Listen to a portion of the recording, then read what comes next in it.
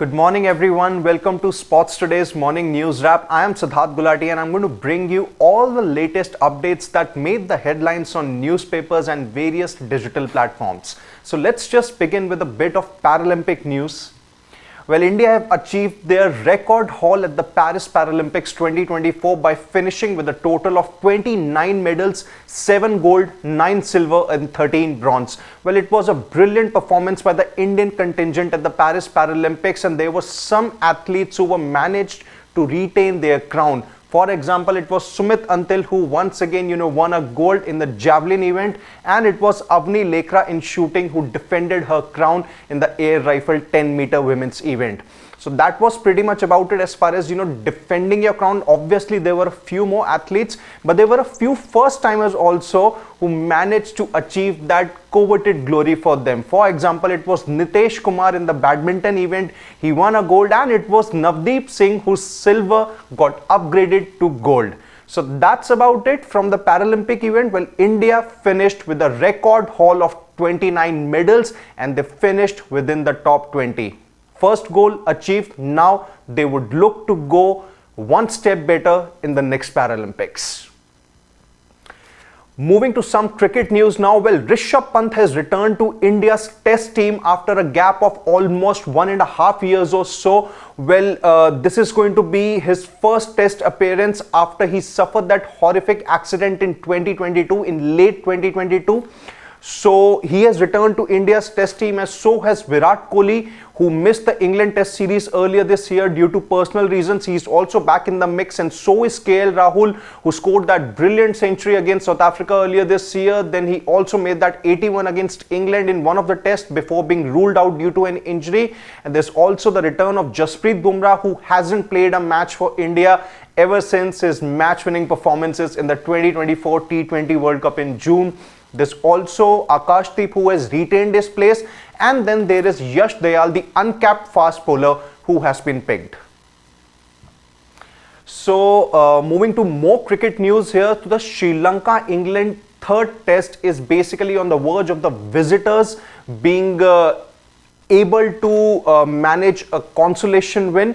Well, Sri Lanka have made sure that they are in the top position, and they require another 125 runs to make sure that they avoid a whitewash against the hot favourites England. When batting first, England scored 325, and then Sri Lanka in their first innings they could only manage about 260 odd, but in the second innings Sri Lankan bowlers they made sure that they struck at regular intervals, and England were bundled out for about 150 odd, setting a target for Sri Lanka of 219. And Sri Lanka, in response, they've got off to a brilliant start, a blistering start, and they are 90 odd for 1, require another 125 runs to make sure that they end the series 2-1. Some more cricket news here. So the one-off test between New Zealand and Afghanistan begins today, that is 9th of September in Greater Noida. Well, at the time of the beginning of this morning wrap, the toss did not happen in Greater Noida due to wet outfield. So we'll keep you posted about the latest updates from there, and this is one of those important test matches for New Zealand before they begin their journey of the subcontinent test, with 2 matches against Sri Lanka and 3 against India. And it's going to be an important one for New Zealand because they would want to win as many matches as possible so as to secure a berth in the World Test Championship final that's going to take place next year in Lords. Shifting to some tennis news here. Well, Jannik Sinner has won his second Grand Slam title this year and overall by defeating Taylor Fritz in the final of the 2024 US Open. It was a straight sets victory for Jannik Sinner, who won 6-3, 6-4 and 7-5. He was stretched in the third set, but then he made sure he overcame the odds and won the title. Well, it's been a roller coaster kind of a year for Jannik Sinner here.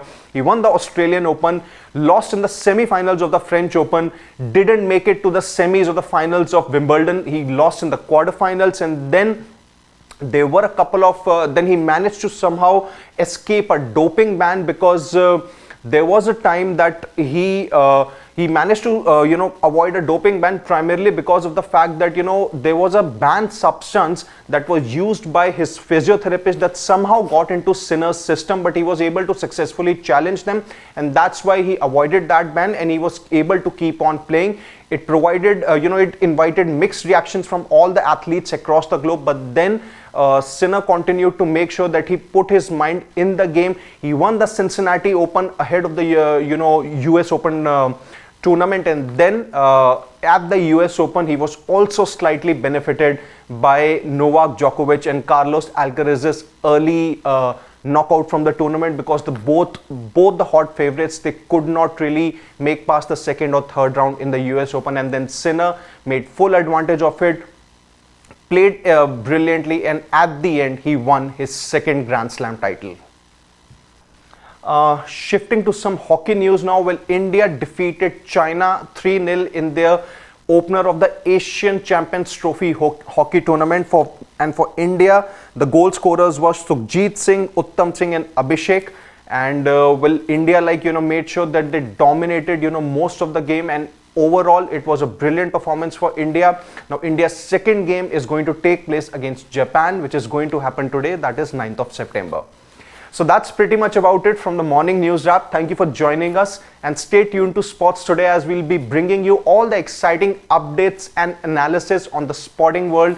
Until then, on behalf of my producer Pawan, it's Siddharth Gulati saying goodbye.